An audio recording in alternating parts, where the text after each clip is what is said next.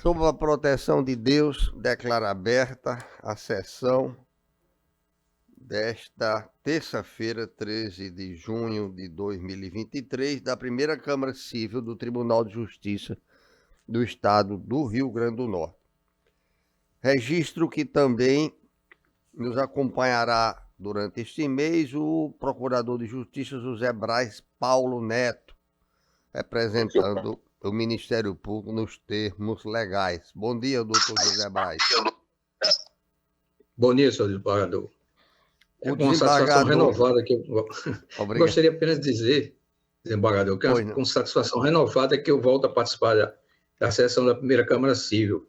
Muito obrigado. Inclusive, apresenta sempre uma dialética jurídica muito fecunda, muito enriquecedora.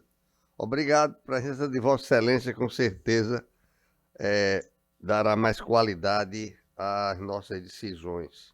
O desembargador Dilermando Mota trabalhará remotamente em virtude da impossibilidade de se deslocar pessoalmente a este prédio do Tribunal de Justiça. Os processos serão julgados à exceção dos processos que o desembargador Expedito é relator. Esses processos ficaram todos para quinta-feira, sessão extraordinária, já que na próxima semana estaria afastado do Tribunal de Justiça. Os processos em que o desembargador Cornélio for relator serão julgados por mim e pelo desembargador Dilermando. A ampliação do quórum será... Ampliação tem algum processo? Mas para quais processos? De quem relator? A ampliação do quórum contará com as ilustres presenças da desembargadora Lourdes Azevedo e do desembargador Ibanez Monteiro. Pela ordem, inscritos presencialmente, preferência do 9, desembargador Cláudio Santos, doutor Andreu Zamenhof de Macedo.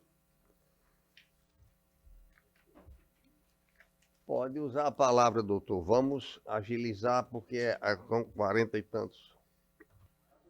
Não pode haver consulta durante a sessão. Acabei de avisar. Vossa Excelência se dirige ao oficial de justiça, que está aí para atender a todos.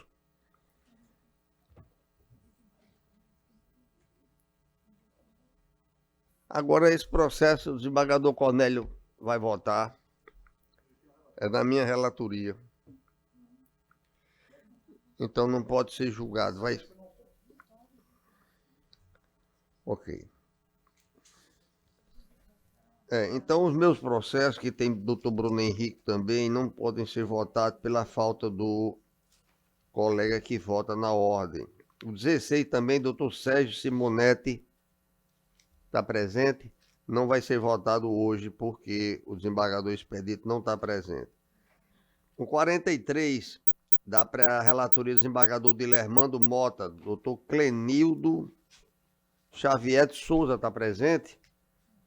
Desembargador Dilermando, esse processo, doutor Banco do Brasil, e esse agravo não cabe sustentação oral. Correto, excelência, correto. Tá certo? 43, não cabe sustentação oral. Então, adiantando um pouco, fica votado conforme está no sistema.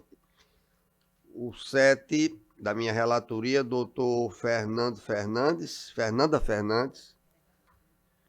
O 8 e o 15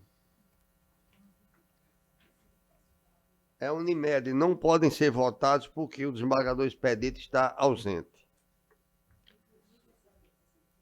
Fica quinta-feira. Excelente. Não cabe. Excelência, pela ordem. Não concedo. Um minuto, por favor, tá? Não pode haver consulta durante a sessão. Vou avisar de novo.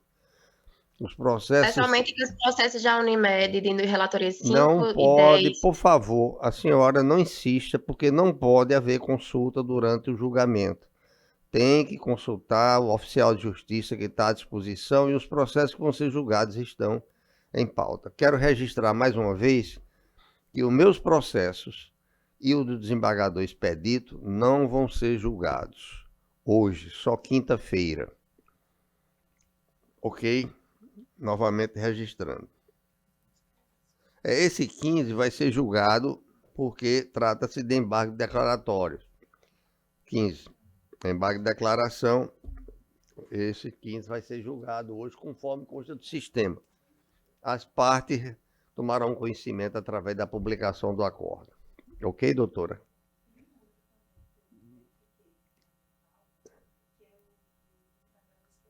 Não vai ser julgado. Acabei de avisar.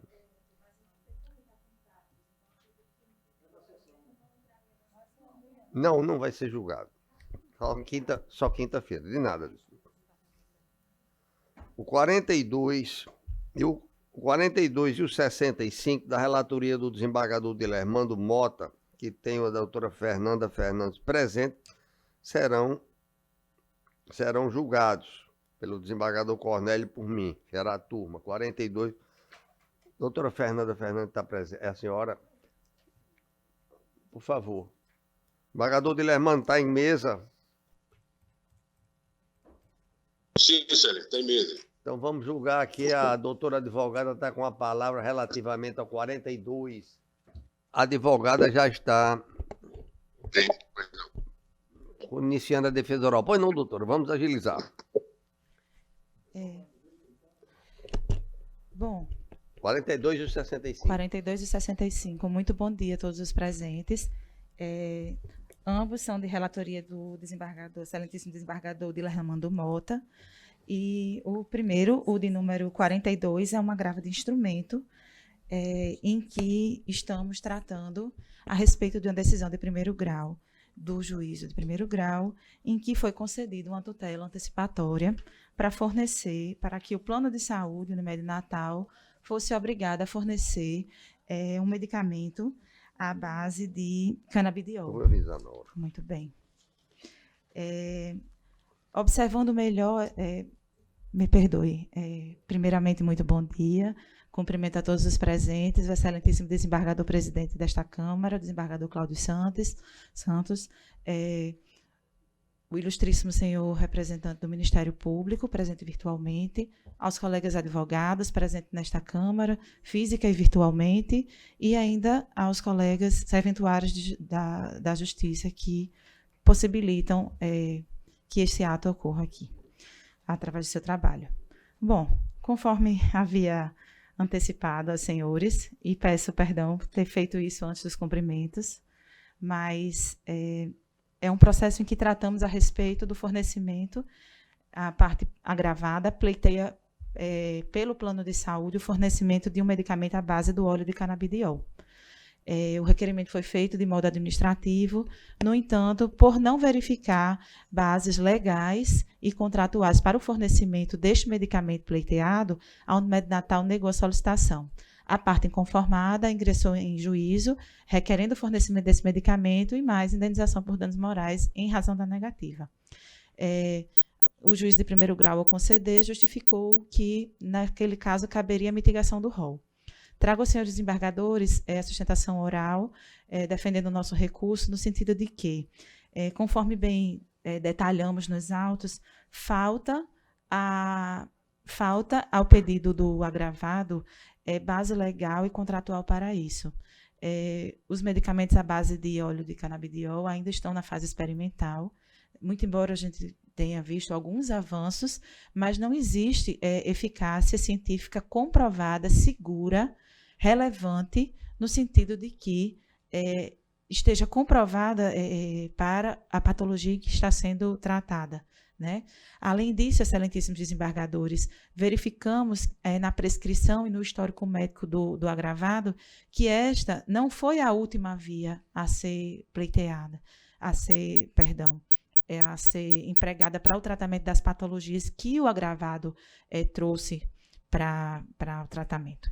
Então, diante da ausência de evidências científicas seguras, né, diante da ausência de tentativa de tratamento da patologia por outros meios, porque a patologia que foi ventilada aos autos Tem outras formas recomendadas, inclusive pelo Conselho Federal de Medicina, vários pareceres técnicos, juntamos aos autos. Então, não existe embasamento científico para isso.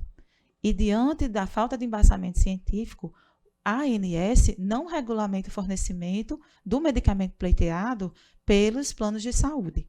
Convém aqui registrar na minha fala, excelentíssimos desembargadores, que nós estamos tratando aqui de saúde suplementar. A saúde suplementar, como a própria palavra nos traz, né, ela age de maneira a compor o sistema de saúde brasileiro. Então, dentro dessa perspectiva da saúde suplementar, nós vemos que as obrigações da Unimed Natal, enquanto plano de saúde integrante desse sistema de saúde suplementar, as obrigações dela não são ilimitadas. Muito pelo contrário. Elas têm sua atuação balizada dentro das normas regulamentadas pela ANS, dentro das normas, no caso do nosso ordenamento jurídico, a Lei 9656 de 98, a Lei 14.454 de 2022, né? Além de todas as balizas contratuais. E em nenhum momento, nem diante do ordenamento jurídico, nem dentro do instrumento contratual entre as partes, nem mesmo dentro da regulamentação pela ANS, também não encontramos respaldo para o pedido da parte agravada nos autos originários. Então, a nossa manifestação aqui é no sentido de trazer esse tema aos senhores, ao debate, porque estamos verificando que a quantidade de demandas envolvendo o tema do fornecimento do canabidiol por parte do plano de saúde tem aumentado. E, se observarmos o sistema de saúde como um todo, acaba se tornando um tanto desastroso. O plano de saúde, integrante do sistema de saúde suplementar, ser obrigado a fornecer um medicamento ao seu beneficiário que não tem nem mesmo a evidência científica. Além de não ter o respaldo legal, não ter o respaldo contratual, não tem o respaldo científico. Então, excelentíssimos desembargadores, a nossa manifestação aqui nessa tribuna é no sentido de requerer que os senhores desembargadores observem mais atentamente as recomendações da ciência, as recomendações legais e contratuais, para então prover o agravo do instrumento interposto pela Unimed Natal e reformar a decisão de primeiro grau. Pois não, doutora. Esse processo é da relatoria do desembargador Dilermando. Desembargador Dilermando, como está votando nesse processo, só para informar. Na verdade, a conclusão da emenda é desconhecido e desprovido e prejudicado o agravo interno. O voto está disponibilizado para todos os jogadores. Então, mas a conclusão é um recurso conhecido e desprovido, prejudicado o agravo interno. Seu 42. Ok, votado, portanto. O 65, doutora, ele já foi votado porque o desembargador Expedito externou o voto dele, acompanhando do Natália Toledo, que fez a sustentação inicialmente. Sim. O desembargador Expedito, na sessão dia 2, acompanha a divergência. Depois o desembargador mudou seu entendimento acompanhando o relator. Houve realmente um equívoco e ele acompanha o relator. Portanto, o 65 foi votado à unanimidade. Já foi votado. Muito bem. Tá certo? Tem outros processos em pauta, mas ainda não estão em julgamento, não é isso? Não estão em julgamento. Os processos serão chamados pela ordem agora. Tá? A senhora tem algum processo aqui? Tenho, da relatoria do senhor desembargador. Mas não pode ser julgado, doutora. Ah, verdade. Está compreendendo? Nem os meus, nem o desembargador. Sim, verdade. Expedito. Senhor presidente, está me ouvindo? Pois não, desembargador Cornélio. Desembargador. Somente um aqui. O número de ordem 52. Ele tinha pedido a preferência, não é aquele pedido comum de preferência porque está à distância. Ele parece que tem outra audiência, né, doutor Salles? Eu posso aguardar tranquilamente. Oi, perfeitamente. Audiência, inclusive, do Estado. Nós só vamos julgar na ordem das pessoas, conforme a Câmara decidiu a unanimidade. Agora, na sequência, quem está virtualmente na sala será atendido na ordem que constam os processos na pauta. Então, o primeiro aqui não pode ser a Nissa Cristina de Araújo Câmara, não pode. Vai ser bem rápido hoje, vai ser muito rápido. Eu posso aguardar, não tem problema nenhum. Então, o processo do rapaz vai ficar para o final. Qual é o processo da relatoria de Vossa Excelência, desembargador Cornélio, com a advogada? O 52, Excelência. Vamos chamar o 52. Com a palavra, doutora. Mais uma vez, reitero meus cumprimentos a todos os presentes, na pessoa do excelentíssimo desembargador presidente Cláudio Santos. O processo número de ordem 52 trata-se de um agravo de instrumento em que a Unimed Natal é parte agravante. Trata a respeito da carência contratual, né, em que o beneficiário, no caso uma beneficiária, ela requereu que judicialmente fosse determinada a autorização do evento parto. Ocorre que o cerne da questão aponta posta ao juízo, né, repousa no fato de que a parte agravada ainda não havia cumprido os prazos exigidos para a carência, nos casos que demandam procedimentos requeridos na época dos fatos narrados na inicial da ação originária. Então, estando ainda a beneficiária no período de cumprimento de carência contratual, até o dia 8/2/2021. A parte agravada, ela realizou 2 solicitações perante a Unimed Natal para autorização do evento parto. Ocorre que as autorizações referentes ao parto, elas foram verificadas que não se tratava de uma urgência e emergência, mas sim era um requerimento baseado de maneira eletiva. E em razão da carência contratual, não fazia jus à autorização. Tão somente após a primeira negativa da Unimed Natal, justificada pelo fato da carência, é que a beneficiária, então, apresentou um laudo, né, relatando uma suposta urgência nos procedimentos.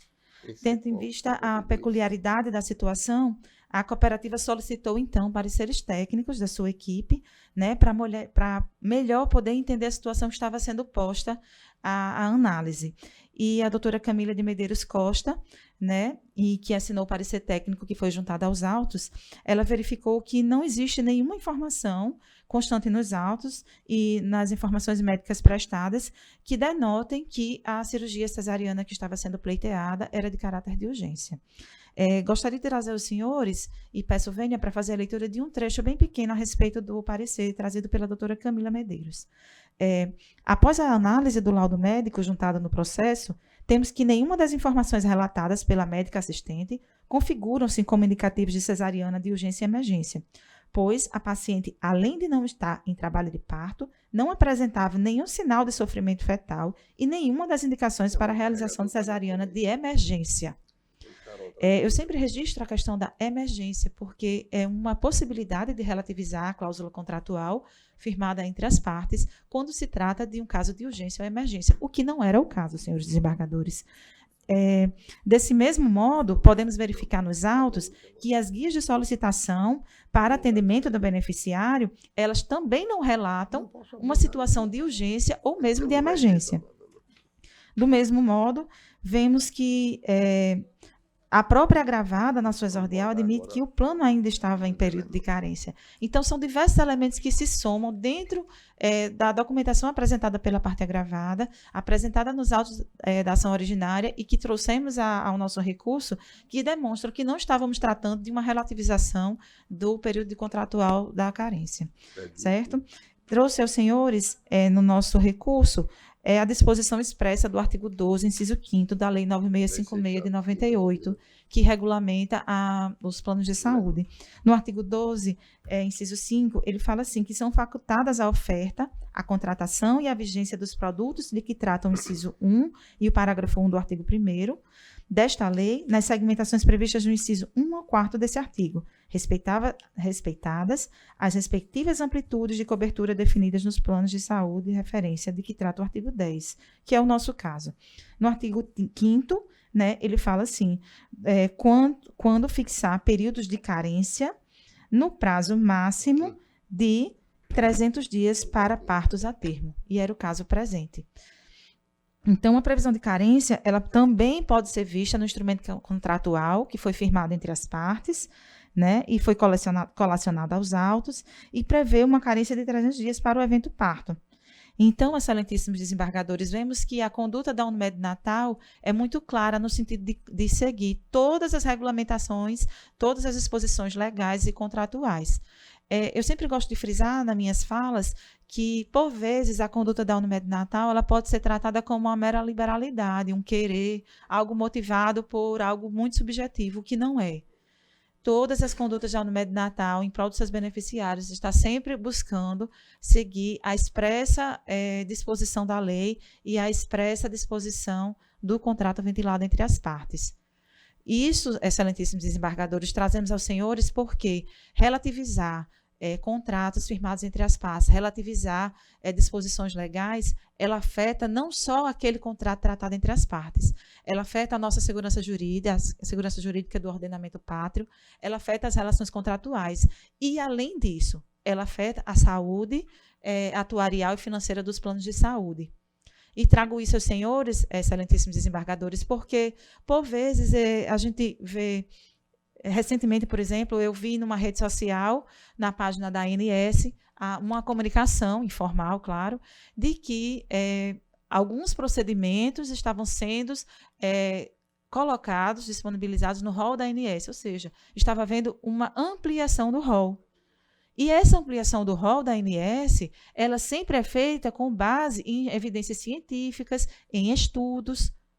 Relativizar isso de uma maneira arbitrária, ou mesmo sem considerar todos os aspectos legais e contratuais, colocamos em xeque o sistema de saúde atuarial, porque todo o planejamento financeiro atuarial do plano de saúde é feito com base nos eventos que ela pode disponibilizar segundo a ANS. Da mesma maneira, é também a carência contratual. Quando a parte faz um contrato com a Unimed Natal, a parte agravada fez um contrato com a Unimed Natal, ela se propôs a cumprir condições e a Unimed Natal, de outro lado, também se propôs a cumprir as condições que estavam colocadas ali em contrato.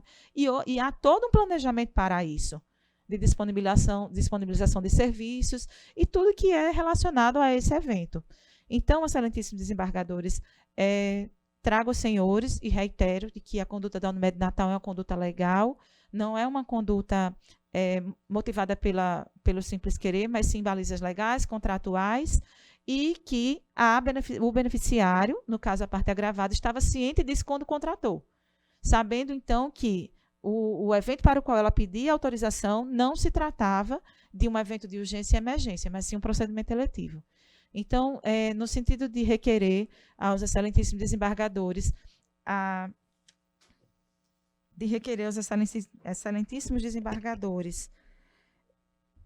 reforma da decisão de primeiro grau e o provimento do agravo de instrumento, nós estamos aqui nessa tribuna. Doutor, eu estou mantendo a decisão de primeiro grau, porque a situação é diferente.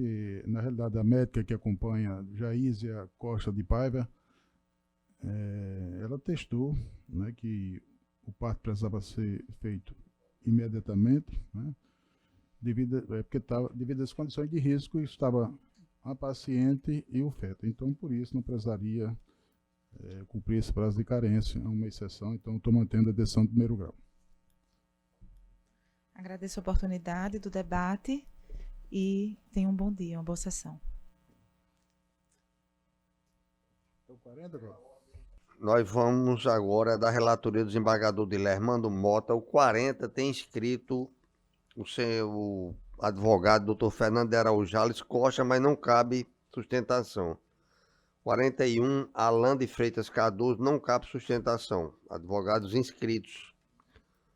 O 42 já foi votado, não é? 43 também não cabe sustentação, inscrito o senhor Itamar Nogueira de Moraes. Inclusive, o senhor Itamar me parece advogado do Banco do Brasil, o processo está sendo pelo provimento do recurso. A apelação civil da relatoria do desembargador Dilermando Mota, com 44 na ordem, apelante Eudes Pinheiro da Silva, doutor Ícaro Bruno Fernandes Freitas está presente. A sala. Estou sim, Vossa Excelência. Vossa Excelência tem a palavra, doutor Dilermando, bota desembargador Dilermando, o processo está em mesa, o 44, está em mesa, Joaquim. Está em mesa, Excelência. Ok, com a palavra o advogado doutor Ícaro Bruno, até 15 minutos, mas com sua capacidade de síntese, teremos uma explanação, naturalmente respeitado o tempo legal. Bom dia a todos, excelentíssimos embargadores, ao presidente relator, ao ilustre representante ministerial, aos nobres colegas advogados, né, aos serventuários da Justiça. Estou um pouco meio cansado porque eu subi as escadas aqui, foi torando. Vamos lá. Excelentíssimos, o objetivo do recurso trata-se de ação de reintegração de posse ajuizados pelo meu cliente, né? E eu vou ser bem sucinto na minha explanação, porque o objetivo principal é a anulação da sentença, né? Tendo em vista que a MM Juíza ela rejeitou o pedido de pugnação da realização da audiência de instrução e julgamento, tanto pela parte apelante, ora autor do processo primeiro grau, quanto pela apelada, né, a tabeliã, a senhora Jéssica do Nascimento, que ela fez um pedido no dia 5 de fevereiro de 2021. Então, a primeira situação em si, né, diante da ação complexa, a qual trata-se, né, nesse momento, que é de uma reintegração de posse com falsidade de documentos, inclusive notariais, portanto, seria, emérito, que houvesse, né, os depoimentos pessoais, a prova pericial, a audiência de instrução e julgamento, porque aqui o desenrolar, o desfecho dessa história, né, trata-se justamente de situações intrínsecas, específicas, que tornam a ação ainda mais complexa. Para você ter ideia, Emérito, a certidão de interteor expedida pela tabeliã Jéssica do Nascimento, segundo ofício de notas Parnamirim, ela é falsa. Ela é completamente falsa. Né? O meu cliente nunca assinou aquela certidão de interteor, passando a titularidade do terreno dele para outra pessoa. Então, percebendo, com todo respeito aos desembargadores, né, a MM Juíza do primeiro grau não merece prosperar a referida sentença, sendo inclusive que ela não faz nem a perícia. E a todo momento, Emétrios, inclusive no tópico 2.1 da apelação, eu abro um tópico, inclusive caixa alta, certidão de interteor falsa, expedida pela tabeliã Jéssica do Nascimento. Inclusive, né, requeiro esse exame grafotécnico até para se comprovar o que eu estou alegando. Né? A MM Juíza, permissa venha, com todo respeito, né, ela se fundamenta, né, com uma situação de que não tem necessidade. Ela diz o seguinte, abre aspas, a magistrada como destinatária das provas não vislumbra utilidade nas demais provas requeridas sobre litigante, a saber, depoimentos pessoais e perícia. Permissa venha, se eu estou alegando a falsidade de um documento notarial, né, com força de probando pública, de ordem pública, né, necessariamente é justo e respeitável que tal documento que vai desenrolar todo o processo, que é uma certidão de interteor, que fosse feita a perícia. Então eu lhe pergunto, Eméritos, né, um questionamento respeitável, qual a justificativa dela rejeitar a perícia? Qual o prejuízo probando ao processo em si? Outro questionamento, Eméritos, se ela rejeitou o depoimento pessoal, qual o objetivo? Se eu pedir, na função de autor, de advogado do autor, tão quanto a senhora Jéssica pediu o depoimento pessoal dele. Então, assim, não tem motivo probando. Inclusive, na própria apelação, eu coloco as assinaturas contestando drasticamente a situação do autor. Inclusive, o autor diz até para mim, doutor Ícaro, eu não sei nem fazer se que foi feito aqui na certidão. Nem esse eu sei fazer. Então, assim, sem justo motivo, até porque o poder de fiscalização inerente à função da própria demandada, né, é justo e aplicável. Então, a MM Juíza deveria, com a perícia, justamente fazer a prova pericial e formalizar o seu livre convencimento motivado. Né? Eu não quero nada além do submundo, nada além do possível. Né? Eu quero a coisa justa, eu só quero que seja feita a perícia e que seja cumprida a audiência de instrução e julgamento, até para que ela possa justamente fundamentar a sentença. Porque a sentença, vem todo respeito, ficou muito rala. Né? Não tem como você formalizar uma sentença de reintegração de posse, né? Simplesmente por uma situação de mera formalidade direta da MM Juíza, com todo respeito ao mundo, né? Essa prova irá justamente formalizar toda a situação, né? Inclusive, eméritos, o não aceite do acolhimento da audiência de instrução e julgamento por ambas as partes, diga-se de passagem, constitucionalmente falando, é essencialmente direito de defesa. Ela não pode simplesmente dar uma sentença, negar o depoimento pessoal, negar a audiência de instrução e julgamento, negar a prova pericial e fundamental a reintegração de posse. O meu cliente provou tem escritura pública do terreno, coloquei nos autos, né? Aí, quando ele vai construir a casa dele, porque a situação principal ele foi para o Rio de Janeiro cuidar da mãe dele, que estava com problema de câncer, inclusive já se foi, né? Para outro plano, né? Voltou, tem uma casa construída em cima do terreno dele. Então, assim, quando ele foi investigar essa situação, percebeu que no cartório, né? Que ele nunca tinha ido a esse cartório de Goianinha, tinha lá uma certidão de interteor, com um documento dele falso, com as assinaturas falsas. Pra você ter ideia, eméritos, a senhora Jéssica, quando eu queria justamente na audiência de julgamento, formalizar isso, que ela juntasse nos autos os documentos que ela formalizou a referida certidão de interteor. Lá tem que ter RG, tem que ter o comprovante de residência do senhor Eudes, que é o apelante, tem que ter todos os documentos, não simplesmente uma certidão de interteor que ela colacionou nos autos. A defesa dela foi justamente isso, colocou uma certidão de interteor e pronto. E disse que foi uma mera conferência de balcão, está lá na defesa dela. Então, assim, como é que pode a juíza de primeiro grau tornar uma sentença totalmente improcedente, condenar o apelante em 10% de honorários, ainda por cima, sucumbenciais, sendo que rejeitou o depoimento pessoal, deixou o julgamento e prova pericial num processo tão complexo desse, onde afirma, eméritos, essa certidão de interteor, inclusive, eu já entrei em contato com ela, e assim, vou abrir um parênteses aqui, porque eu entrei em contato com ela pessoalmente, se ela, se o advogado dela estiver escutando, o doutor pode até confirmar, né, posteriormente, na sustentação, enfim. Eu entrei em contato com ela, ela tinha um acordo de 30 mil comigo. Doutor Igor, eu vou lhe devolver os 30, vamos fazer um acordo em 30 mil. Ela sabe tanto que essa prova é falsa, que ela fez um acordo verbal comigo de 30 mil. O meu cliente rejeitou essa prova, eu recorri justamente para pegar o direito justo e certo. Então, assim, se a senhora Jéssica ligou, na verdade ela não me ligou, eu liguei para ela ofereceu essa proposta com a advogada de 30 mil. Como é que a sentença pode estar totalmente nula? Entendeu? Como é que pode estar totalmente improcedente? Ainda condenar meu cliente a 10%. Meu cliente já falou, doutor, como é que nós rejeitamos 30 mil de um acordo, sabendo que esse documento é falso, e agora a gente dá sentença totalmente improcedente? Então, assim, com todo respeito à situação, eu venho aqui, né, bem sucinto, para não tomar o tempo dos colegas e dos demais, inclusive desembargadores, né, com um simples objetivo.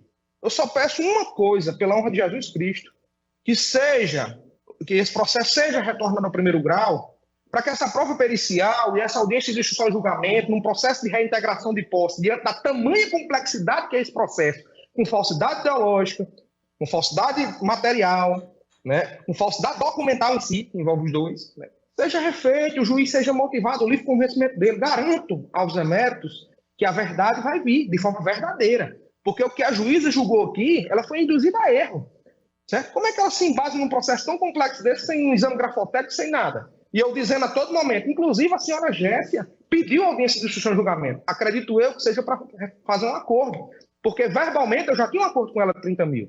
Então, assim, eméritos, essa vem, na sentença de primeiro grau, eu juntei, né, a escritura pública do terreno do autor, está lá no ID 45616512, né, está lá a escritura pública, no primeiro ofício de notas, está aqui, de Parnamirim.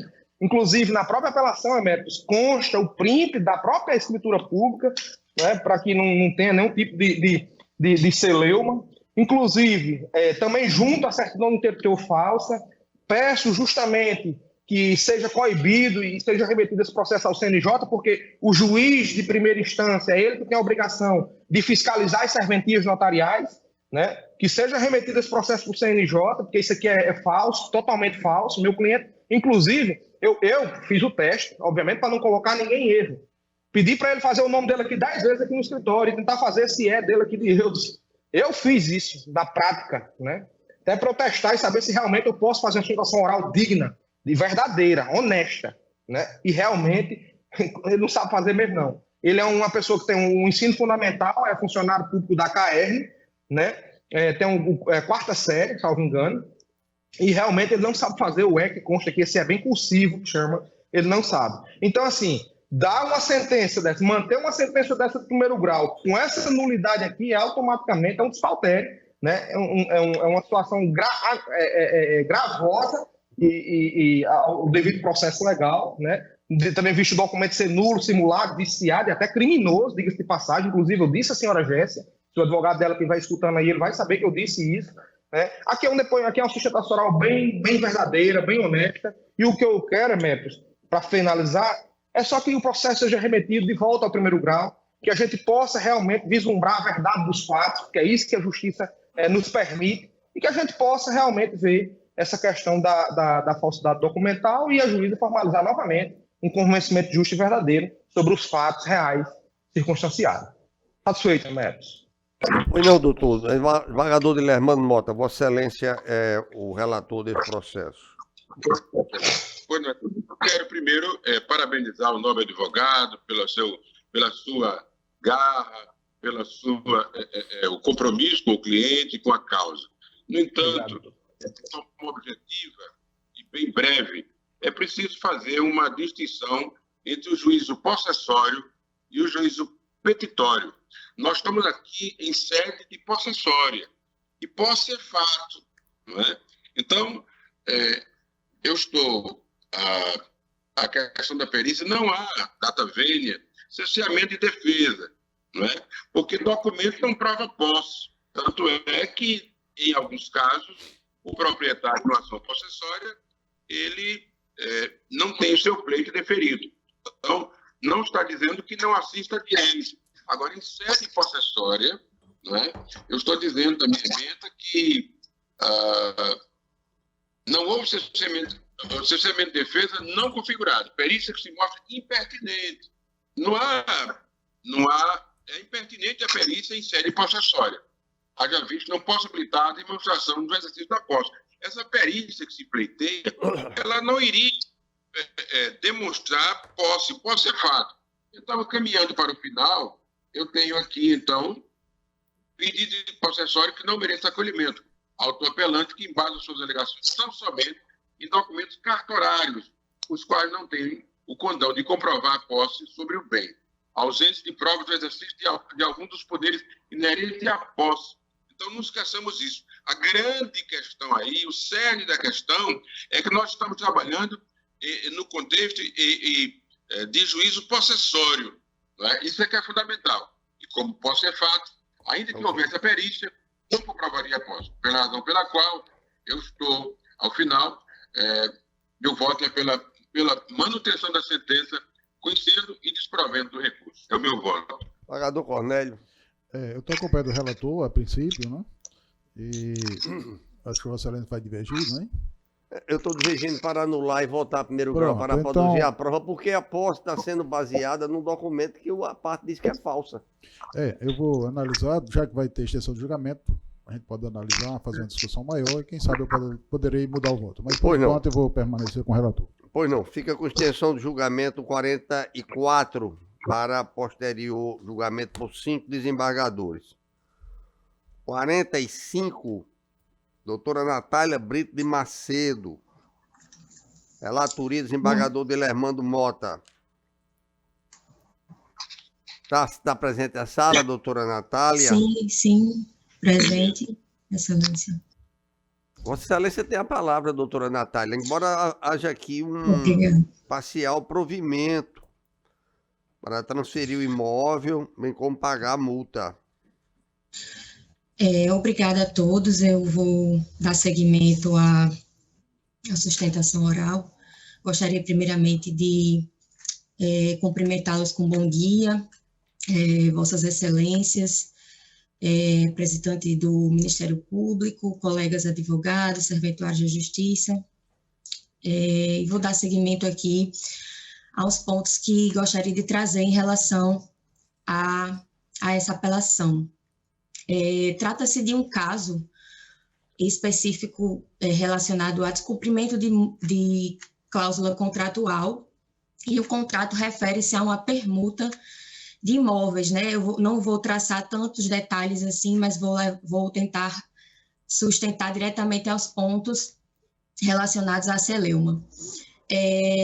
Nessa situação, o autor ele pediu uma execução de uma multa contratual por descumprimento de uma cláusula do contrato, e essa cláusula dizia respeito à transferência de titularidade de IPTU, já que o réu, que foi o permutante, né, nessa negociação, não cumpriu com o combinado dentro do prazo de 60 dias, conforme o contrato. O réu, por sua vez, também reconvinte, em sede de contestação, não apenas se defendeu e atacou o autor, alegando que ele não tinha realizado essa transferência da titularidade do IPTU por culpa do próprio autor, né? Então, esse foi o ponto que baseou aí os argumentos do réu em sua reconvenção. O réu também alegou que o autor omitiu débitos fiscais na transação e que, por isso, ele não conseguiu realizar a transferência da titularidade. Porém, né, esses argumentos trazidos pelo réu na reconvenção, que foram acolhidos em sentença, eles são argumentos que não merecem prosperar. Excelência, justamente... eu gostaria de fazer um parêntese só na fala de Vossa Excelência, porque eu estou ouvindo que a decisão da Câmara satisfaz aos interesses da parte que Vossa Excelência representa. Vossa Excelência quer que eu leia o final? Pode ser que fique desnecessária que a Excelência entender assim. A sustentação diz assim o seguinte: o relator que está sendo acompanhado à unanimidade.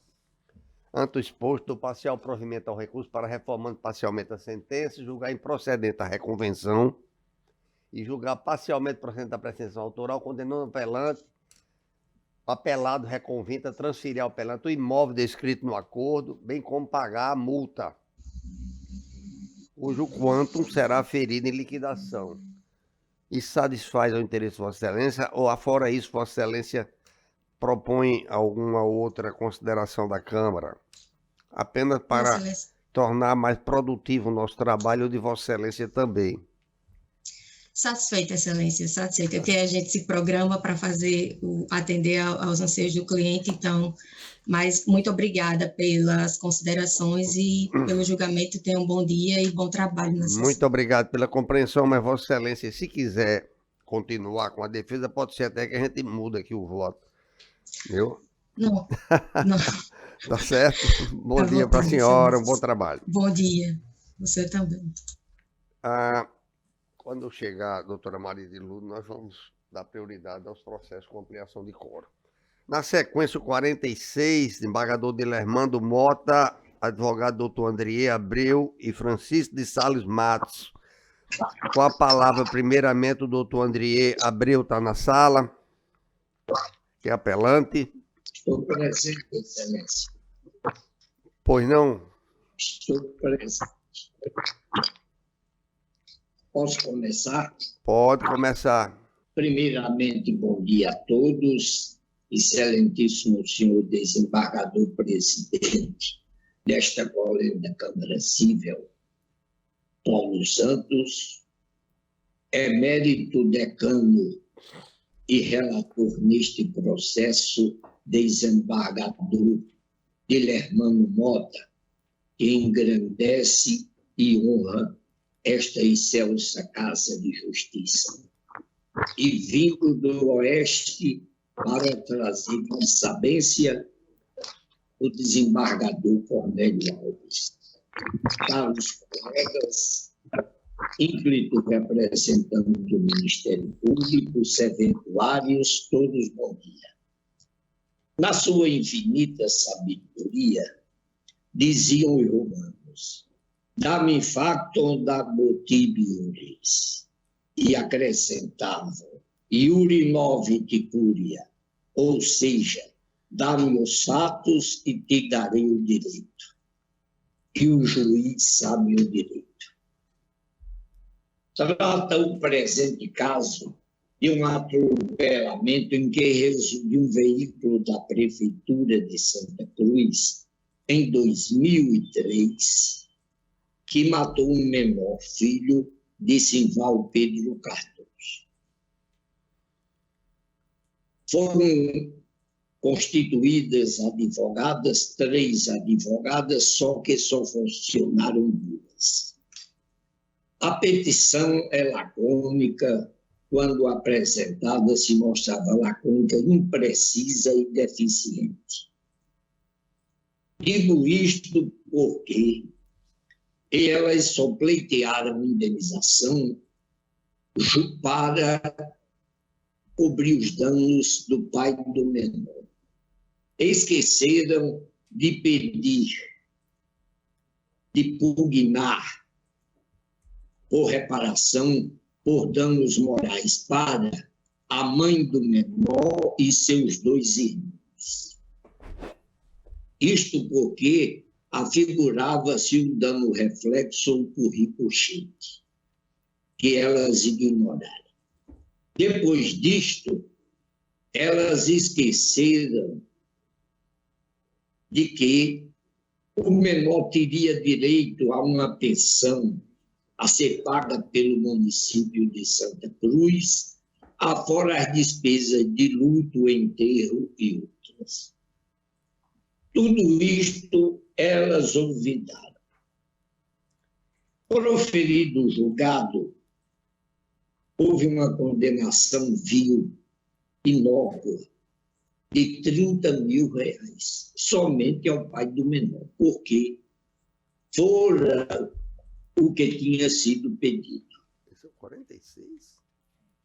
Pasmem, vossas excelências, que as negligentes advogadas deixaram de fazer um apelo para o Tribunal de Justiça, alegando que isso assoberbaria mais o judiciário, já tão sobrecarregado. Além do engano, esqueceram que, por força da natureza do processo, teria de se submetê-lo ao duplo grau de jurisdição, vez que a condenação era contra o município. Ou seja, o tribunal teria o mesmo trabalho com apelação ou sem apelação. No julgamento, o insigne desembargador aposentado Manuel dos Santos deu um puxão de orelha nas descuidadas causídicas. Ele diz que já à época o Tribunal da Cidadania concedia reparação por danos morais em casos da espécie, enquanto de 100 a 150 mil reais naquela época. Doutor André, Vossa Excelência, me permita uma interrupção, por favor. Consta aqui que Vossa Excelência é advogado de Simval Pedro Cardoso. Ou da... Exatamente. Então tá com... É isso, só pela ordem de defesa oral. Pois não, pode continuar. Obrigado. Então, o que houve? Elas esqueceram isso e o desembargador Manuel dos Santos deu um puxão de orelha nela, alegando que, à época, o STJ já pontificara esse entendimento dessa indenização e que era feita a cada um dos familiares.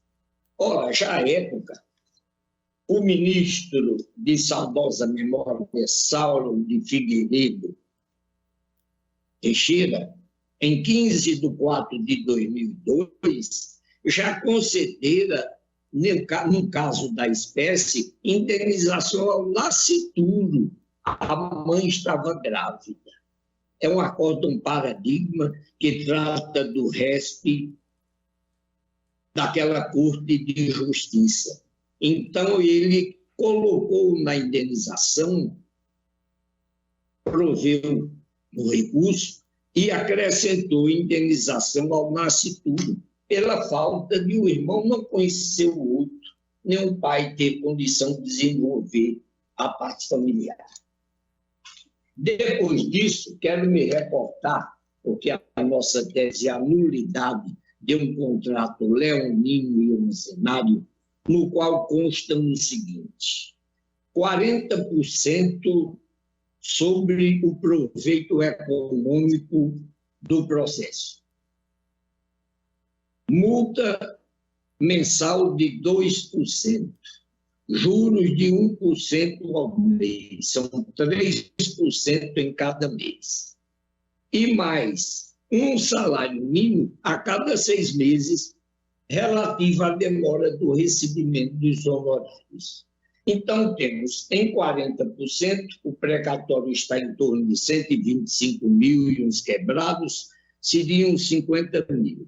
48 meses de 2% da multa dariam mais 50 mil, são 100 mil reais. E depois nós temos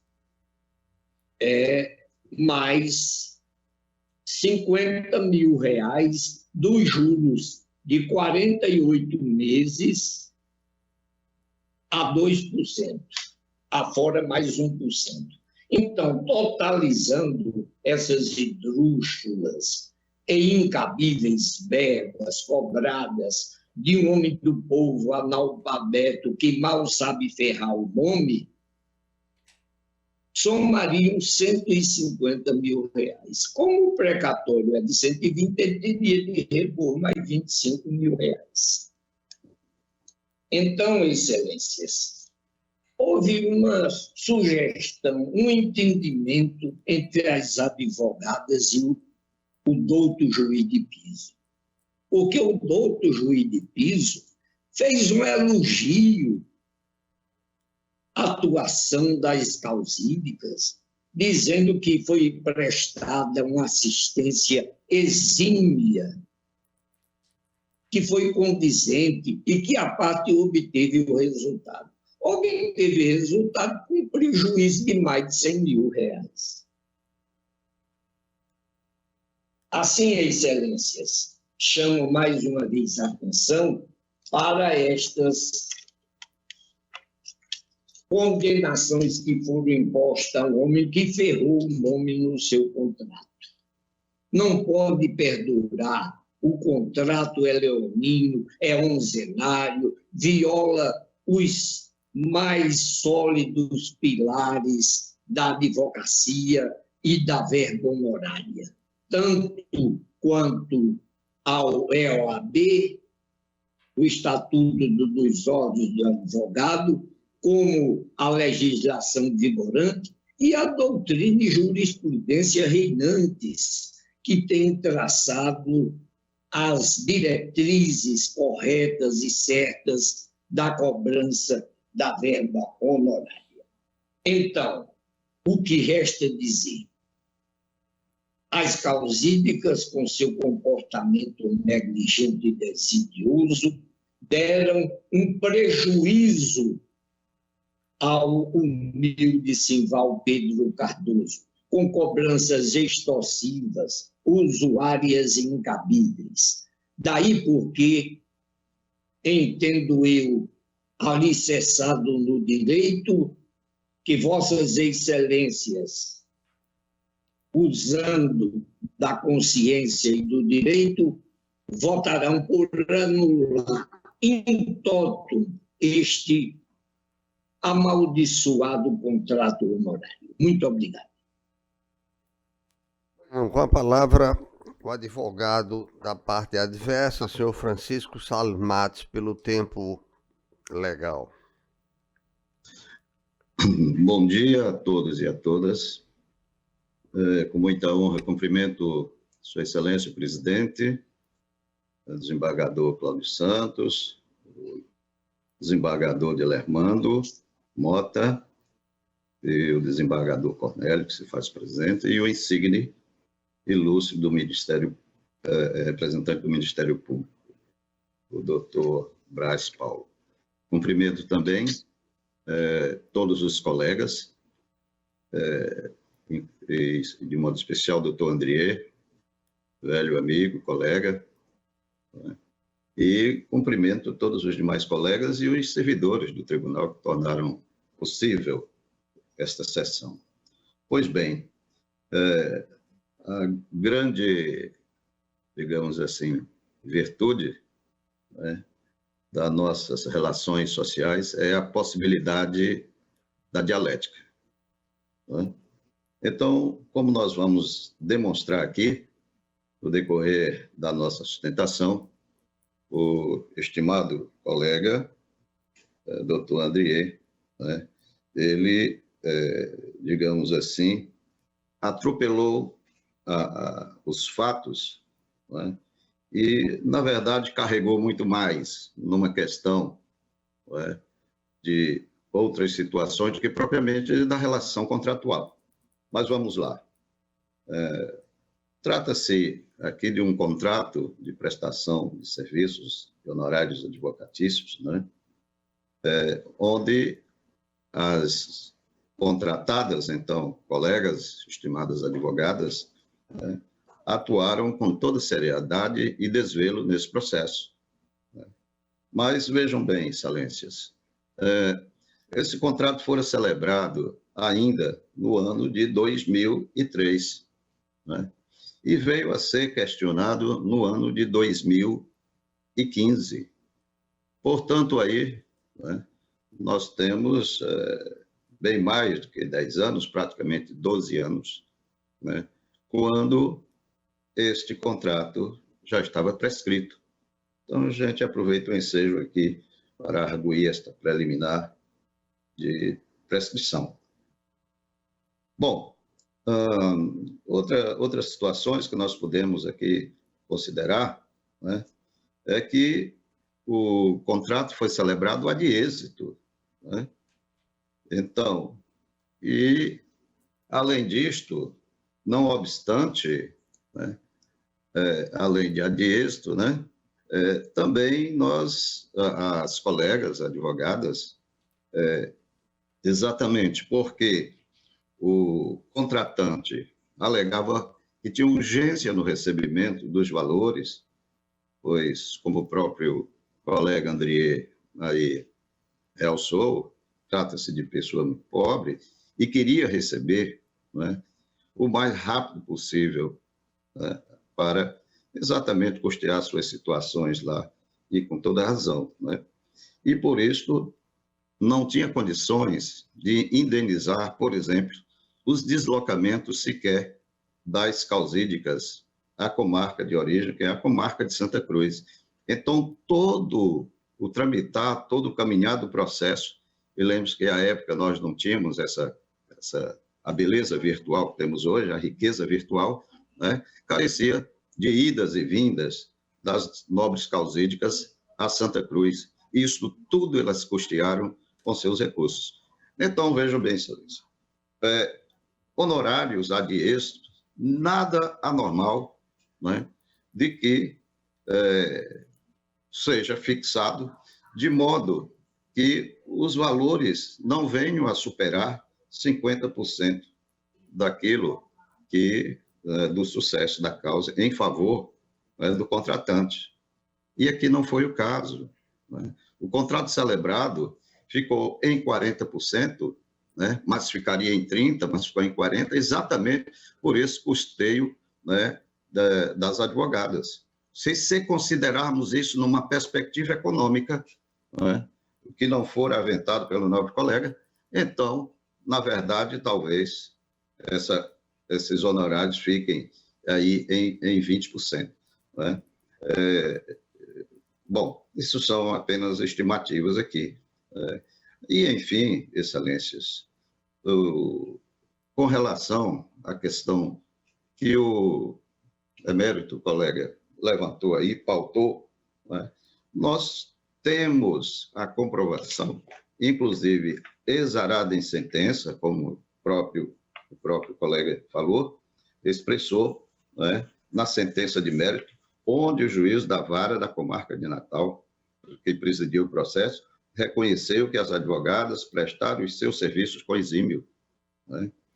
Ratificou a desobrigação das profissionais da advocacia de recorrer. De recorrer por quê? Porque recorrer apenas por recorrer para pautar aí o judiciário, né, de processos que já tem decisões e tal, sobretudo na questão de dano moral, não havia o menor sentido. E daí o elogio do eminente juízo Acó, né? Então, todavia, Sua Excelência, o juízo Acó, reduziu os honorários contratuais de 40 para 20, pois, nos seus entendimentos, as advogadas receberiam os sucumbenciais e, assim, passariam a receber um montante superior ao do seu cliente, né? O que não foi o caso, Excelência. Não houve condenação em honorários sucumbenciais, né? Então, aí, o primeiro ponto vulnerável nesse aspecto, né? Não houve a questão dos honorários sucumbenciais. Se não houve a questão de honorários sucumbenciais, e, além disso, as advogadas ainda custearam todo o périplo que fizeram, né, para que esse processo andasse na celeridade exigida pelo cliente, vejam que o douto juízo Acó, né, equivocou-se ao entender que elas receberiam isso muito mais. A conta fantasiosa que o colega doutor Andrier passou para Vossa Excelência está totalmente equivocada, né? Se ele as refizer, ele vai ver o tamanho do seu equívoco, né? Veja bem, como a questão do contrato se referia, né, à questão do êxito, então não tem esses juros, não tem correção, é o êxito, sobre o êxito, os 40%, né? Então, não há nada dos 100 mil reais, isso não existe em lugar nenhum, 120 mil, como aventou o colega André. O fato é que as eminentes colegas, né, acompanharam o processo, né, o conhecimento, remessa necessária, execução e precatório, que na maior parte do tempo foram físicos, esses feitos, e o acompanhamento era precário, impondo às advogadas profissionais se fazerem presentes fisicamente e via telefone no fórum. Preciso lembrar que, à época, não existia, como dito no início, a coisa virtual, era no fax, né? E tudo isso são custos de gasolina, custos com aluguel de carro, custos... Então, não há nada de exorbitante, né, em toda esta questão. Bom, estão conscientes que o pagamento se daria através de precatório e que o lapso temporal para a quitação da prestação jurisdicional é geralmente extenso, quanto mais se recorre, mais prazo, né? Considerando que não havia frutificação nesses recursos, né?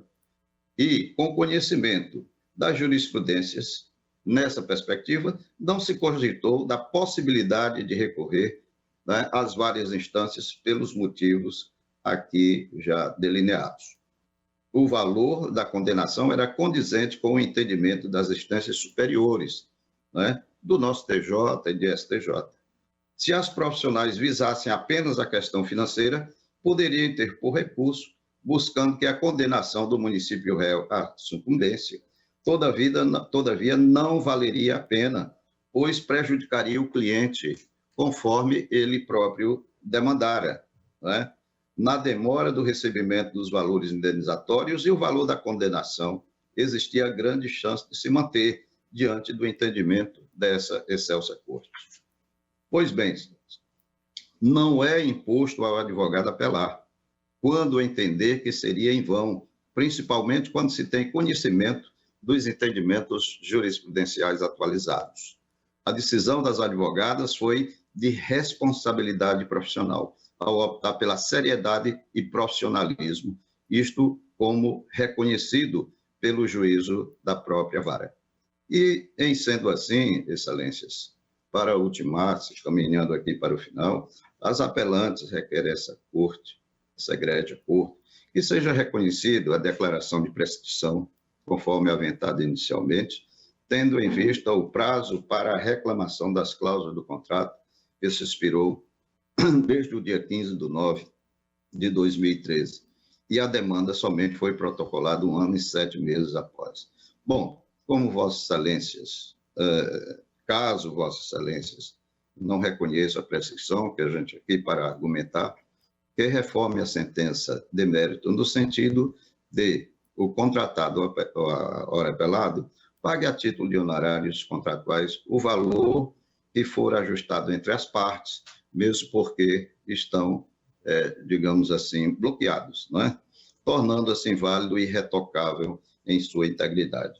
E, por fim, para finalizar, de verdade, não seria efetivamente lógico nem justo esse tão cliente, né, que se acha tão prejudicado contratar um advogado da estirpe do doutor Andrier, que, por certo, não é um advogado barato e nem está fazendo caridade aí, porque tem méritos, né, todos os méritos e encômios. Então, agradeço à nossa Egrégia Câmara, ao colega diversos, né, e ao Ministério Público e a todos que tornaram possível esse ato.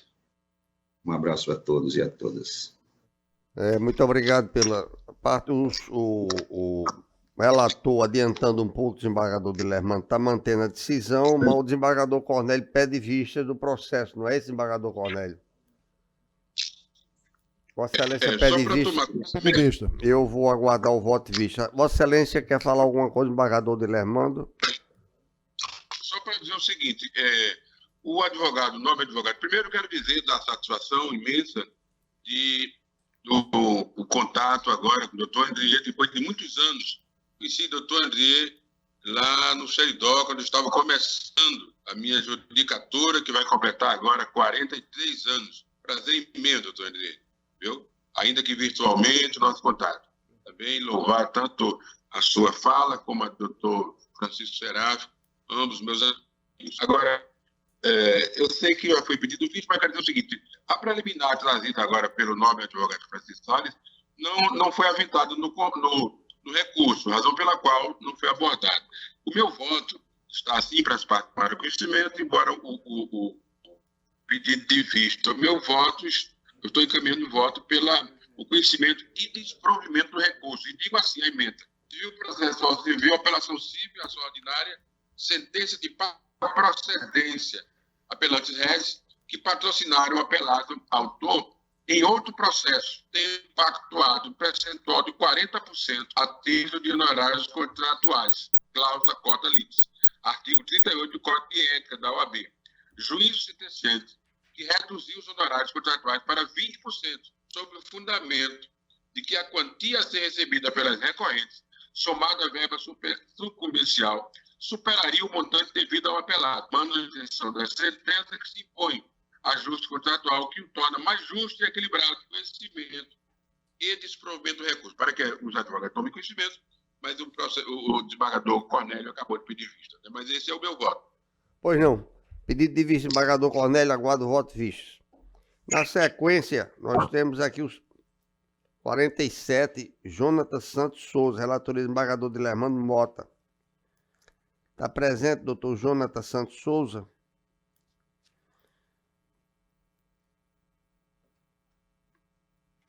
Fica julgado, portanto. Na sequência, o 48, há um pedido de vista do desembargador Expedito Ferreira. Correto. O 49, conexo com o processo, com outro processo, Augusto César Macedo Brandão de Araújo.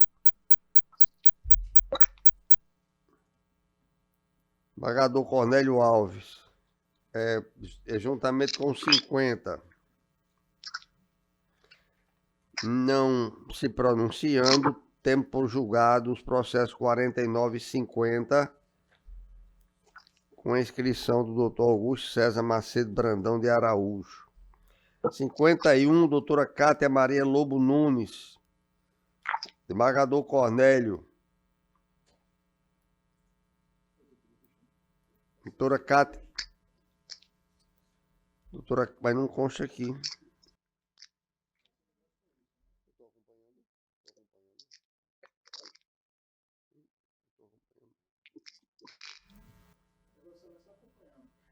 Estou acompanhando no processo 51, já foi feita acompanho o relator. Já foi feita a defesa oral. 52 foi julgado, 53 José de Souza Neto. Bom dia, excelência, tudo bom? Estou presente. No processo 53, Carolina Guedes Magalhães é apelante e apelada a PEC. Vossa Excelência, eu acho que houve um equívoco na hora de colocar as partes, porque a apelante é a PEC, na verdade. É, a PEC, então, está negando provimento, doutor. Está negando provimento ao recurso da UNP, no caso. Como? Está negando provimento à apelação da PEC. Então, eu vou dispensar a sugestão. Muito obrigado. Bom dia para você e bom trabalho. Bom dia, doutor. 54, da desembargadoria do doutor Cornélio Alves. Hindenberg Fernando Dutra. Está presente. De qualquer maneira, está negando provimento a apelação interposta pelo Ministério Público, mantendo a sentença. Ok? 55, Antônio Eduardo Gonçalves de Rueda, não cabe sustentação oral. Unimed e Adrian Geocar de Melo de Oliveira Araújo.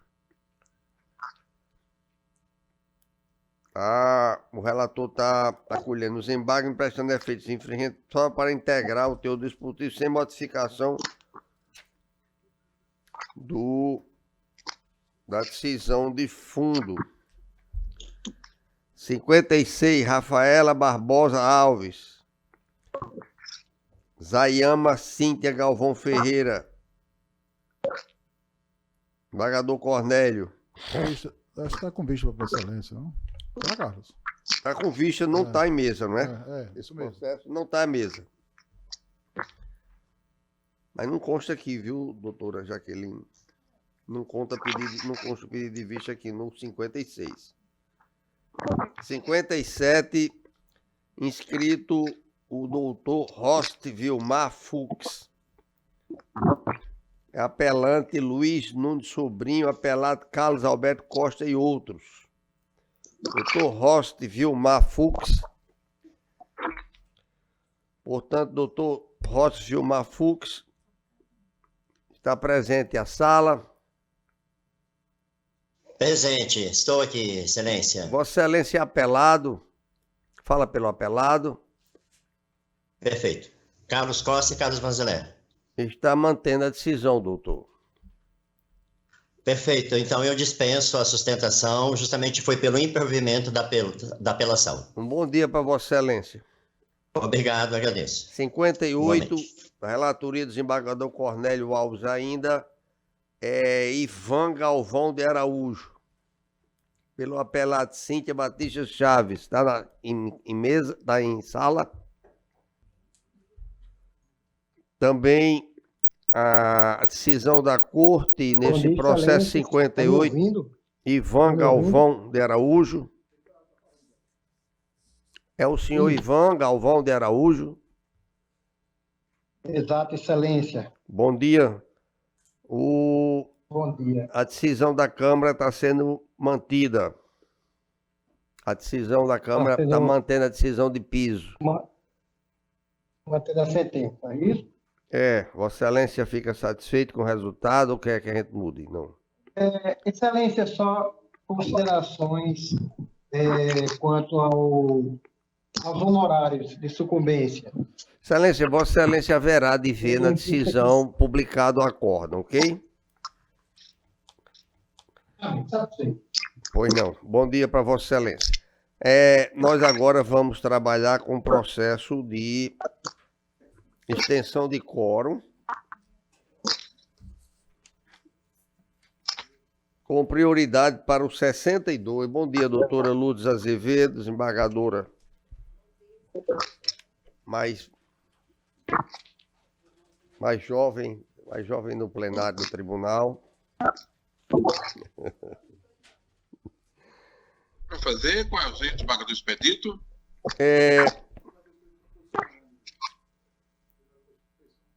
O 62, o desembargador Expedito não funciona.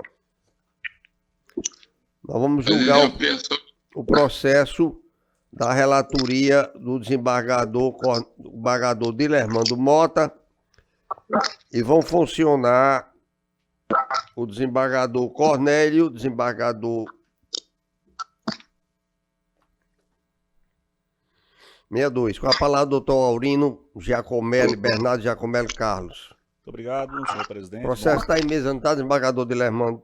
Sim, excelência. Pois não. A palavra, Vossa Excelência, pelo tempo. Bom dia a todos, excelentíssimo senhor presidente desta sessão, desembargador Cláudio Santos. Ibanez, desembargadora excelentíssimo senhor relator, desembargador Dilermando Mota, excelentíssimos senhores desembargadores Cornélio Alves, convocado para esta sessão, desembargador Ibanez Monteiro, desembargadora Lourdes Azevedo, ilustríssimo membro do Ministério Público, demais colegas presentes e eventuários da Justiça.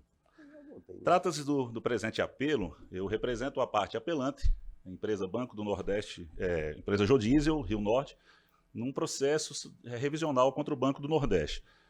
Chamo a atenção a Vossas Excelências que este apelo especificamente, ele trata de 3 ações conexas que foram reunidas e julgadas em uma única sentença, sendo 2 ações revisionais e uma ação monitória. Destaque que faço no início dessa sessão é que há uma divergência dos 3 processos. Um está até o momento à unanimidade, que é a revisional, que trata exclusivamente de um excesso de garantia que foi exigido pelo Banco do Nordeste quando da formulação e formatação da cédula de crédito comercial junto ao apelante. Este processo foi reconhecido o excesso de garantia e foi dado provimento. O segundo é revisional, e essa eu reputo a mais importante, e ela tem um efeito direto na terceira ação, que seria a ação monitória. Eu vou fazer aqui uns aspectos, trazer um pouco dos aspectos fáticos, né, que nortearam a celebração desta cédula, e, consequentemente, os motivos da ação e do pedido agora desse apelo, de provimento dos apelos. Em 2008, a Jodiesel é uma grande empresa da cidade de Mossoró. Ela assinou essa cédula para a construção da sua sede, uma sede que atendia na época todas as suas necessidades, em um momento de grande pujança econômica na cidade de Mossoró, sobretudo no aspecto do petróleo. Ela prestava serviço às empresas, a Petrobras, às empresas terceirizadas do petróleo. Em 2002, idos de 2002, fato público aqui no estado do Rio Grande do Norte e em todo o país, começou a haver uma fuga dos investimentos do petróleo, tendo em vista a ascensão do pré-sal, e a Petrobras e as demais empresas devotaram sua atenção mais à exploração pré-sal. E houve uma grande fuga, consequentemente Mossoró perdeu muito com isso, e a empresa apelante ela entrou em crise. Então ela havia fechado essa cédula em 2008 e até 2018 pagava adimplente todas as suas obrigações.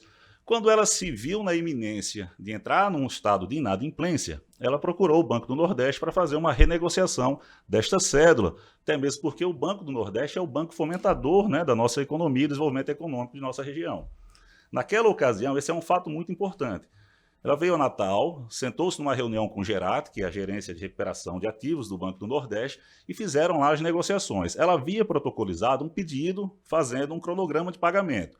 O banco, na reunião, disse: olha, nós não podemos dessa forma solicitada, mas nós apresentamos aqui essa condição aqui, essa é possível ser formalizada. Esse documento ficou batizado como condições do pleito. Esse é o fundamento de toda essa demanda. Foi formalizada as condições do pleito, foi acatada pela apelante e, consequentemente, ele demorou um lapso entre quase 9 meses, 9, 10 meses, para a celebração desse aditivo. Por que houve essa demora? Porque o Banco do Nordeste ele exigiu reforços de garantia. Então entra toda aquela fase de você indicar um bem, o bem ser avaliado, o banco fazer a avaliação, fazer as assinaturas. Então, devido a isso, ele teve esse lapso. O grande destaque aqui nessa revisional é porque não estou aqui a discutir um eventual acréscimo de encargos havido da data de celebração e fechamento do termo à data em que efetivamente ele foi assinado. Por óbvio, se passou 9 meses, haveria um acréscimo de encargos, mas não é isso. As condições do pleito, esse é o ponto fundamental. Ela tinha feito um cronograma de escalonamento da dívida de amortização, que depois ela foi alterada pelo Banco do Nordeste quando da celebração. Entrando no aspecto processual, e aqui eu acho que vem a parte muito fundamental, vejamos o seguinte.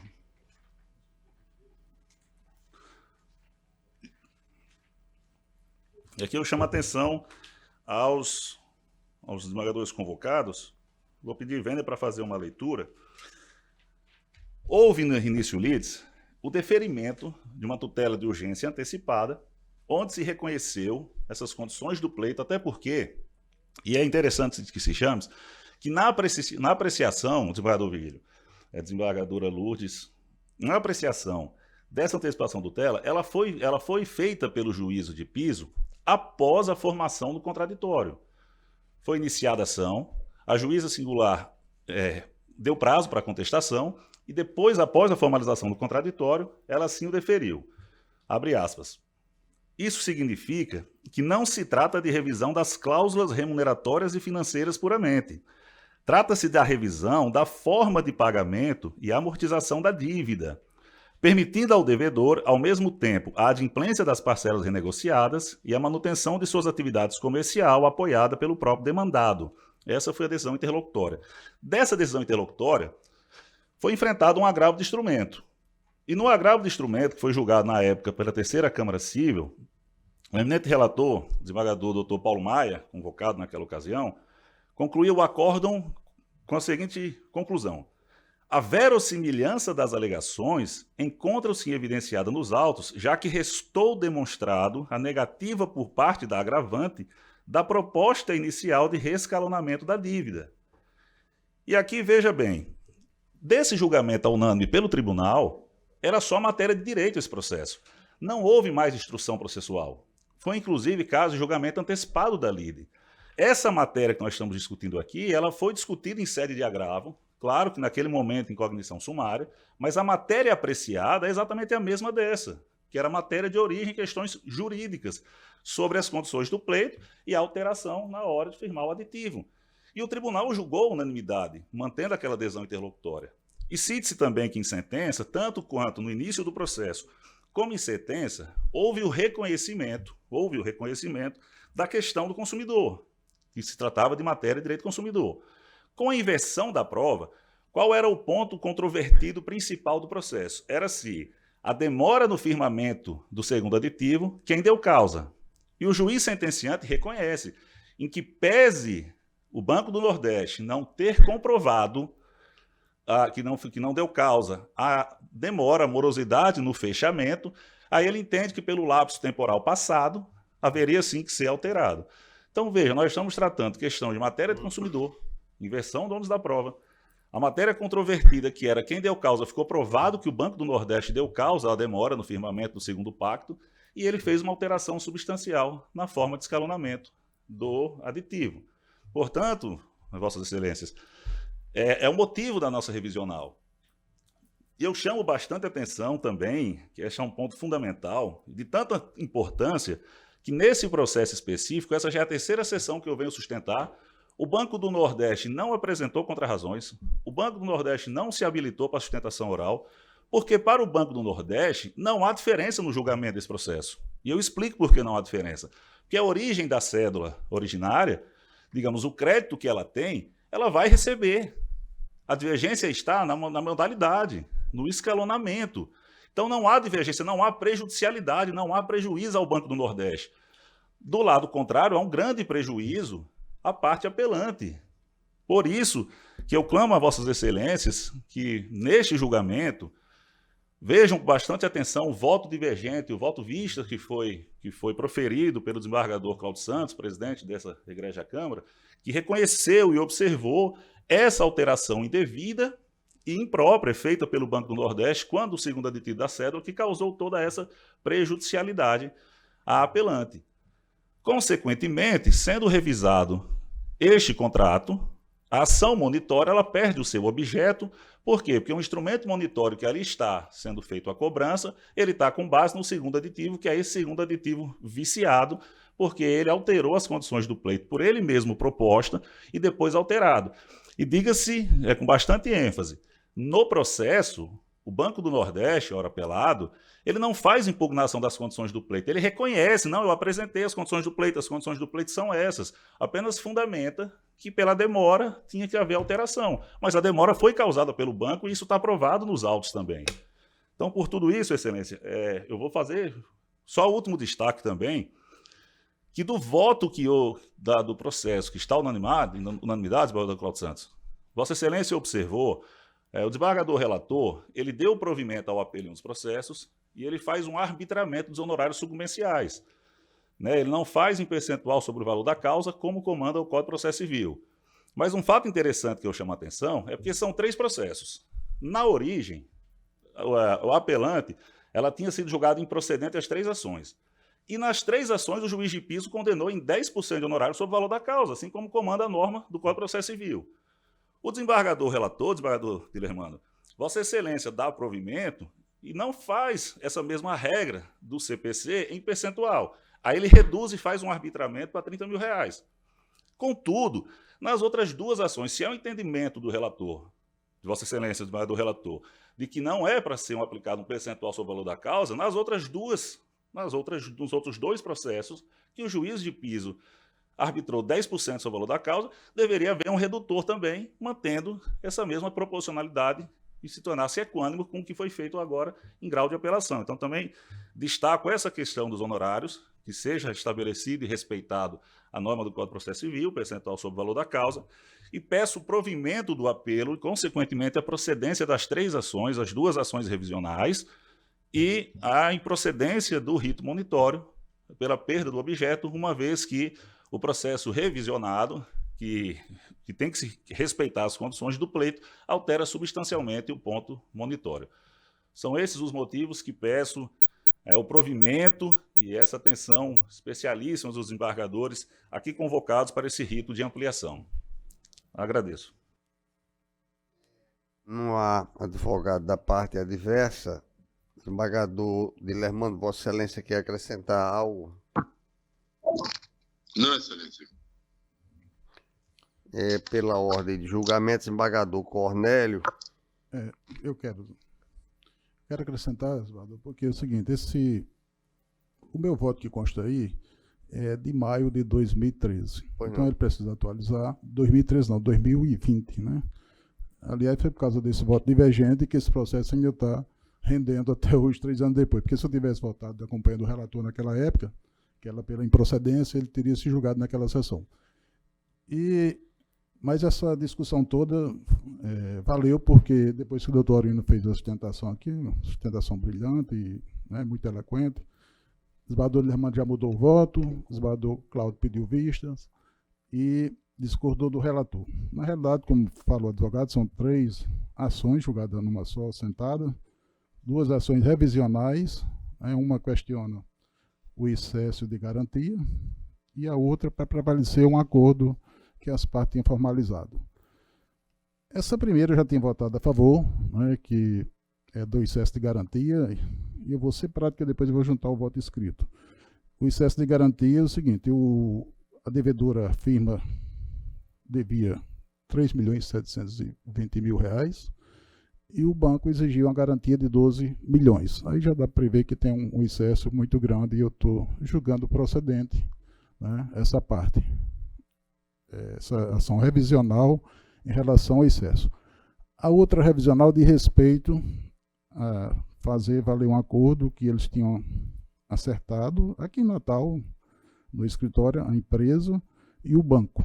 Eles acertaram um acordo em agosto de 2022, ou de 2012, se não me engano, no dia 22, como consta nos autos, e posteriormente surgiu uma ação monitória fundada aí num outro acordo que foi feito em junho de 2013.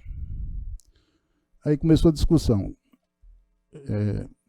O banco alega que o novo acordo substitui o anterior e começa outra discussão em relação ao que deu causa a essa demora que não assinou o primeiro contrato. A instrução é muito é ruim, é péssima a instrução do processo, mas é uma relação de consumo e a prova foi invertida, né? E o banco não apresentou maiores detalhes porque quem foi que deu causa a esse atraso.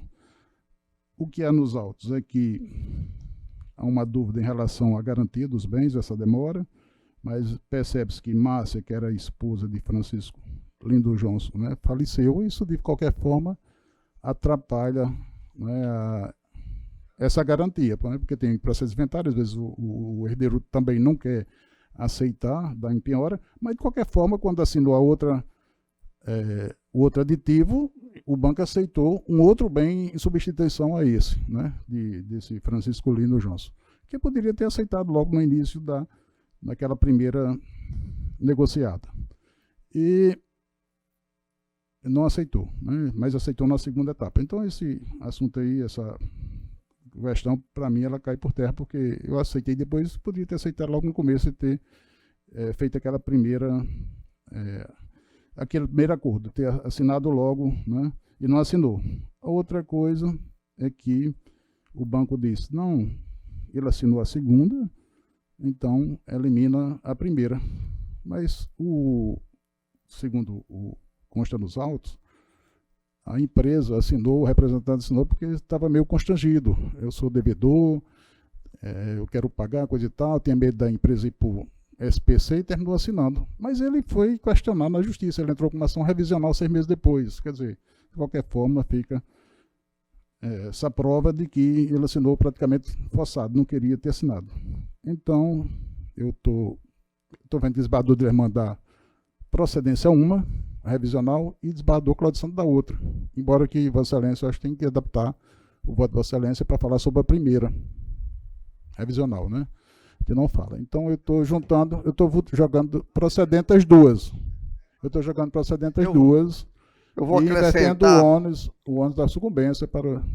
Pois não. Invertendo os 10%, né? Certo, também eu estou mantendo os 10% aqui, vou esclarecer os 10%, mas como não houve divergência na primeira, mas eu vou acrescentar aqui no início é bom porque no voto da excelência não fala relativamente à primeira revisional. Agora, eu gostaria de esclarecer que, na verdade, pelo que consta documentado no processo, foi feito um acordo de renegociação da dívida.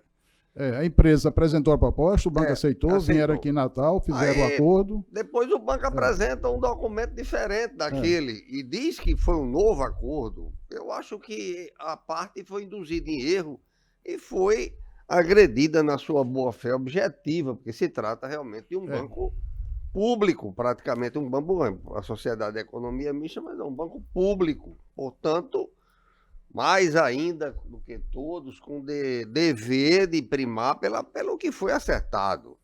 E, na realidade, nós aceitamos isso aqui, quando as partes assinam, mas aqui o diferencial é que a parte foi contestar. Não, exatamente, exato. Mas depois que viu... que viu o erro, Então, Vossa Excelência aceita as condições do pleito?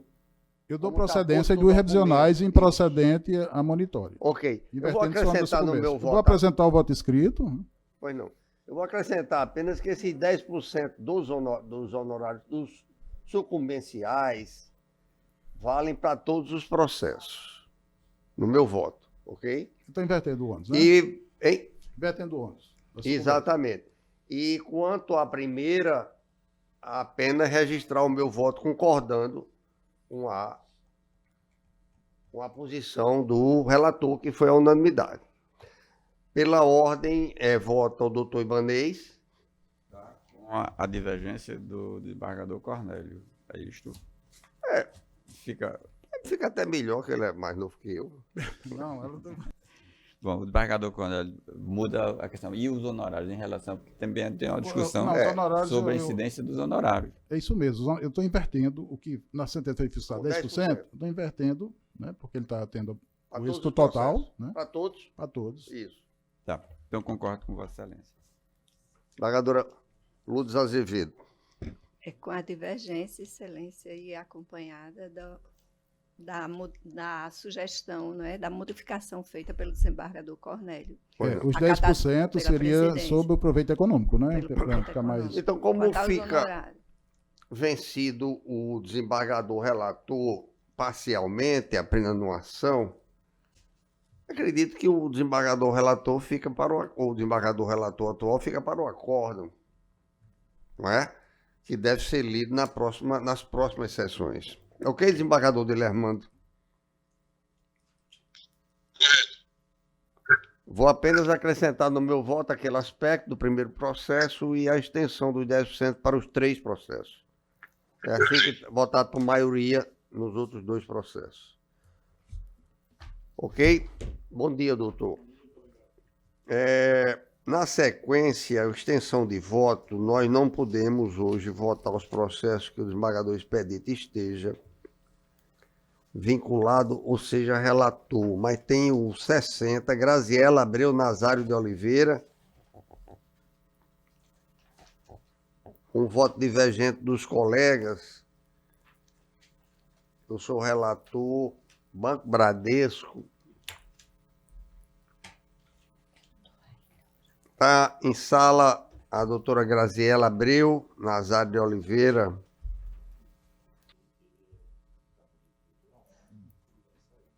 O meu voto é dando provimento ao apelo reformando a sentença para julgar improcedente a pretensão exordial, invertendo o ônus da prova.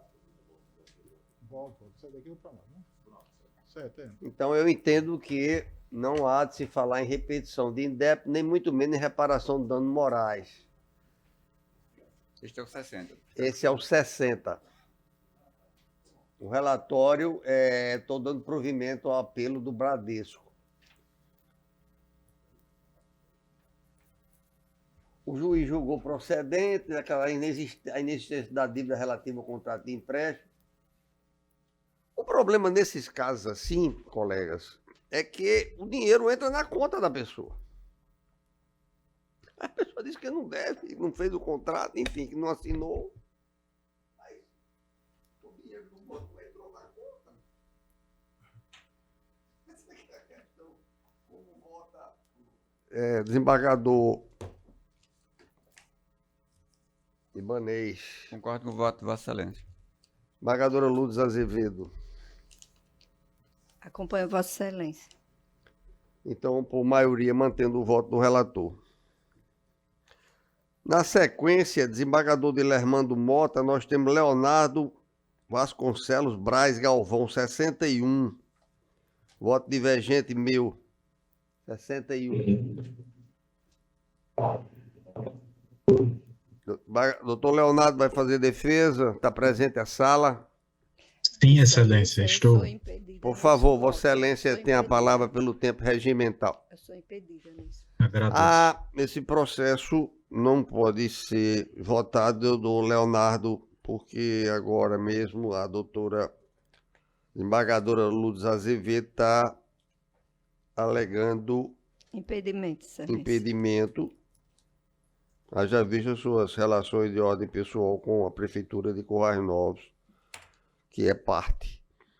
Então, Vossa Excelência me desculpe, doutor Leonardo, mas vai ficar para a próxima sessão, se possível na quinta-feira, com a convocação de outro colega para funcionar nesse processo. Está bem, Excelência. O 62 já foi julgado. O 63 teve um voto divergente meu, da Unimed, Dilermando Mota, é o relator, doutor Murilo Marite Faria. Está presente a sala.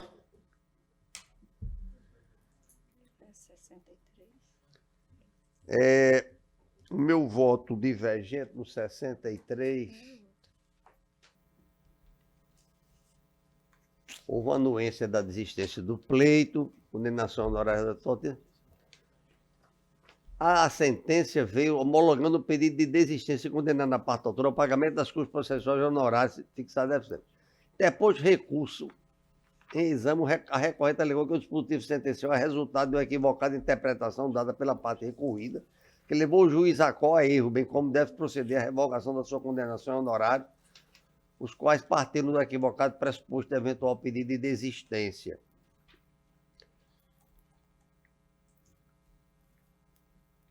Eu estou dando provimento para reformar a sentença para extinguir o processo com resolução do mérito, revogando a condenação da autora em honorários sucumbenciais. O recurso é da Unimed e a posição divergente dos desembargadores Dilermando Mota e Cornélio Alves. Embargador Ibanez. Concordo com o voto do relator, presidente. Desembargadora Lourdes. Com o relator, excelência. Por maioria, portanto, vencido o relator, fica Vossa Excelência para relator para o acórdão. Dilermando? Dilermando, eu concordo. Aí ele não está votando no lugar. Não, eu estou ampliando. Então fica Dilermando para o... Ela é o relator. Exatamente. Bem esclarecido, embargador. Aqui tem um processo destacado para debate, mas não é com extensão, é? Não tem mais extensão. E esse para debate?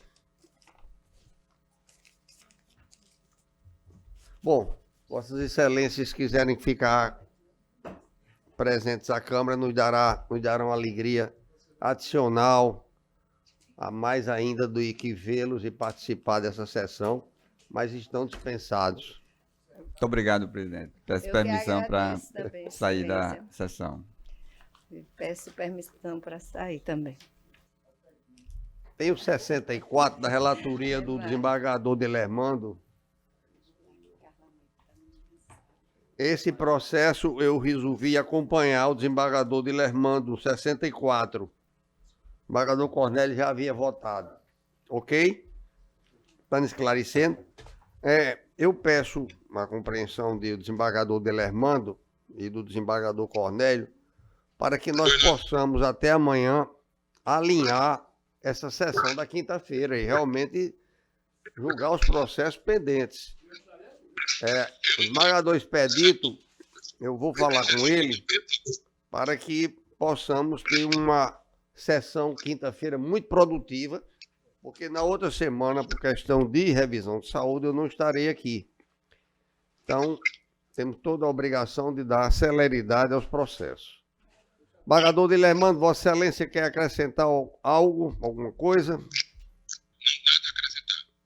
Nada acrescentado. Embargador Dr. José Braz Paulo Neto, Ministério Público, alguma consideração final? Eu gostaria de voltar a dizer, senhor presidente, da minha satisfação de estar novamente aqui, participando dessa sessão da primeira Câmara, e realmente, como eu disse também anteriormente, né, eu sempre tenho aprendido, né, logicamente que o direito é assim, a gente sempre está renovando, né, o conhecimento técnico, científico, e é uma experiência muito válida, muito enriquecedora, participar e assistir e acompanhar todos os debates aqui, né, que são trazidos assim de uma forma muito eficiente, né, de uma forma muito especial. Muito obrigado, então. Bom dia para Vossa Excelência, um bom dia a todos e muito obrigado.